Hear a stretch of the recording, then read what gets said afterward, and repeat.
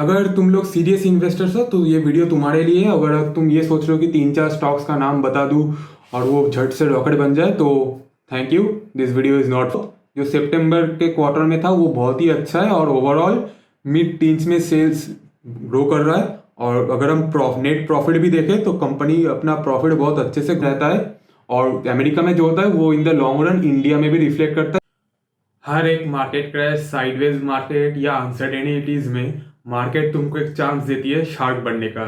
जी हाँ, बिल्कुल, तुम भी शार्क टैंक के एक शार्क बन सकते हो। और तुम जो कंपनीज तुम्हारे डोर में नॉक करती है, हमारा ये बिजनेस है, हमारा ये वैल्यूएशन है और क्या आप हमारे कंपनी में इन्वेस्ट करना चाहते हैं, तो ये मार्केट करेक्शन तुम एक अपॉर्चुनिटी के हिसाब से लो, शार्क बनो, बिजनेसेस को अच्छे से स्टडी करो, देखो कौन सा सेक्टर का क्या माइक्रो इकोनॉमिक्स है, क्या मैक्रो इकोनॉमिक्स है और उस हिसाब से तुम अपना इन्वेस्टमेंट जरूर बना सकते हो। तो हाँ, तुम्हारा फेवरेट शार्क कौन है कमेंट में जरूर बताना भाई, ताकि मैं तो जा रहा हूँ भाई शार्क बनने। Hey everyone and welcome back to the video. तो आज के इस वीडियो में हम बात करने वाले हैं 2025 से मार्केट से क्या एक्सपेक्टेशन होना चाहिए। अगर तुम लोग सीरियस इन्वेस्टर्स हो तो ये वीडियो तुम्हारे लिए है। अगर तुम ये सोच रहे हो कि 3-4 स्टॉक्स का नाम बता दूं और वो झट से रॉकेट बन जाए तो thank you, this video is not for you. और सबसे पहले ये कोई बाय या सेल रिकमेंडेशन नहीं है, ये सिर्फ स्टडी पर्पज के लिए। I am not SEBI registered, तो please do your due diligence before taking any financial advice. तो अगर हम 2020 से देखें तो मार्केट कुछ यहाँ पे था और यहाँ से मार्केट ने लगभग कुछ इस तरह का जंप लगाया, तो एक बहुत ही अच्छा तेजी देखने को मिला हमको मार्केट में। अभी जो टाइम है मार्केट में वो what I feel 2025 will be a test match for the stock market, ना कि T20 मैच। कुछ भी स्टॉक में उठा लो, पैसा तो बनता रहेगा। तो ये 2025 सिर्फ इन्वेस्टमेंट के लिए होगा और ज्यादा रिटर्न्स के लिए शायद उतना रिटर्न्स ना दे मार्केट। तो ये साल में जो जो लोग कंसिस्टेंट रहेंगे स्टॉक मार्केट में, इन्वेस्ट करते रहेंगे, तो they will have a good return in the recent future. लेकिन सिंपल से एग्जांपल से समझते, सपोज कर लो तुम्हारा फेवरेट फूड है पिज्जा, तो तुम एक बार में कितना ही खा सकते हो, एक पिज्जा, 2 पिज्जा, उससे ज्यादा तो नहीं ना। उससे ज्यादा खाओगे तो क्या होगा, तुम्हारा डाइजेशन खराब होगा, तुम्हारा पेट खराब होगा, तुम्हारी तबीयत खराब होगी। तो मार्केट का भी कुछ वैसा ही सीन है।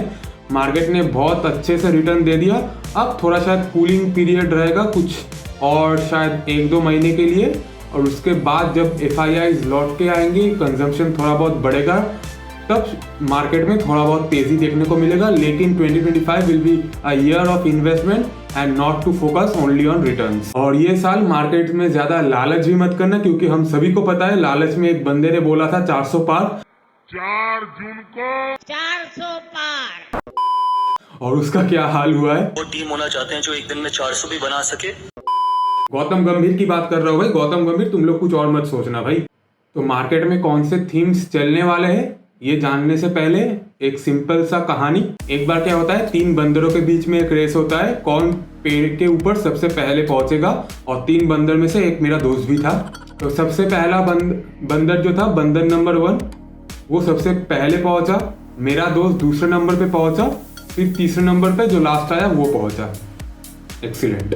रेस खत्म होने के बाद पता चला जो पहला वाला बंदर है उसका कान ठीक से काम नहीं करता, उसको कुछ सुनाई नहीं देता। उसको सिर्फ ये पता था जैसे ही फ्लैग दिखाया जाएगा उसको सिर्फ पेड़ के टॉप में पहुंचना है, तो उसने वही किया।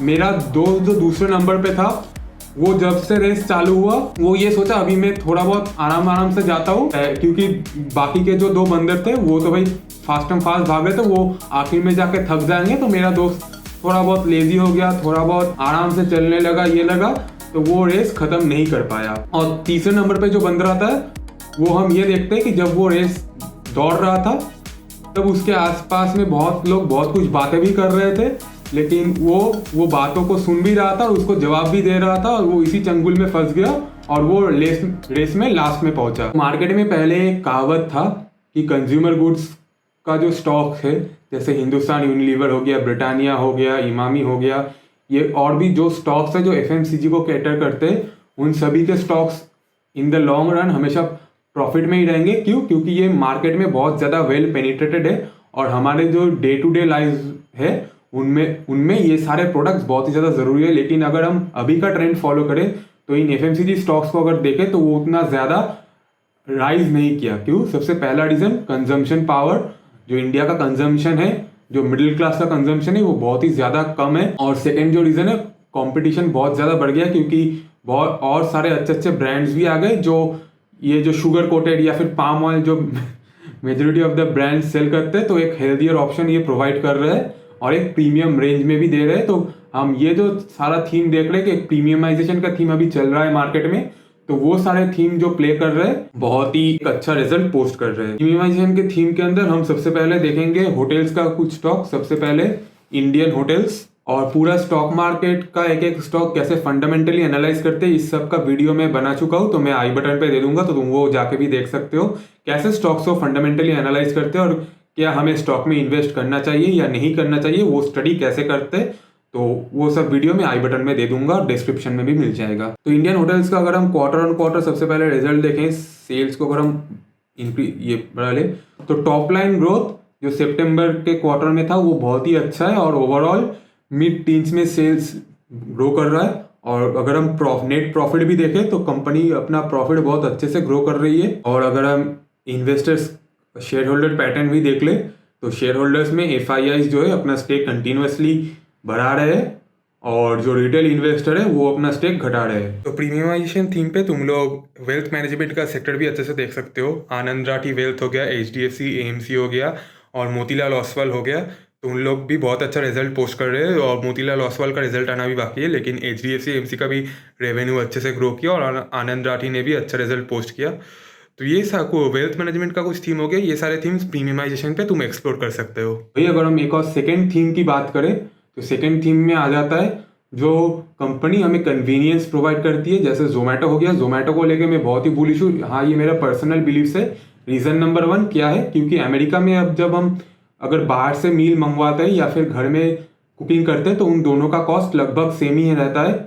और अमेरिका में जो होता है वो in the long run India में भी रिफ्लेक्ट करता है। अभी तो अगर हम बाहर से खाना मंगवाते हैं तो उसका कॉस्ट थोड़ा बहुत हाई रहता है, लेकिन जैसा इन्फ्लेशन चल रहा है वो भी। और मैं खुद का पर्सनल एक्सपीरियंस लूँ तो जोमेटो जब पहले पहले आया था, हमको पता चला कि जोमेटो खाना डिलीवर करता है, तो तब जोमेटो का जो यूजेज था और आज जो जोमेटो का यूजेज है वो लगभग बहुत ही ज़्यादा बड़ा है। तो हम इंडियंस और ज़्यादा होम डिलीवरी मंगवाते हैं और अभी ब्लिंकिट का स्टोरी भी फुल ऑन प्ले होना बाकी है। तो इस वजह से मैं जोमेटो को लेकर थोड़ा बहुत बुलिश हूँ और मार्केट उसको बहुत ही ज़्यादा हाई वैल्यूएशन भी दे रहा है। अगर और मैं वैल्यूएशन को लेकर उतना ज़्यादा अभी सिर्फ जोमेटो को लेकर उतना ज़्यादा कंसर्न नहीं हूँ, क्योंकि मुझे ये लगता है, मेरा पर्सनल बिलीफ है कि जोमेटो में अभी बहुत ज़्यादा ग्रोथ आना और बाकी है और कंपनी प्रॉफिटेबल भी टर्न किया कुछ समय पहले ही और ब्लिंकिट का स्टोरी भी पूरा अनफोल्ड होना बाकी है। एक और कंपनी जो हम देखेंगे वो है आयन एक्सचेंज। तो आयन एक्सचेंज बेसिकली एक ऐसी कंपनी है जो वाटर प्यूरिफिकेशन पे काम करती है और इंडिया में अभी जो पूरा वाटर के ऊपर जो कंपनीज प्ले कर रही है, वाटर प्यूरिफिकेशन हो गया या फिर वाटर प्यूरिफिकेशन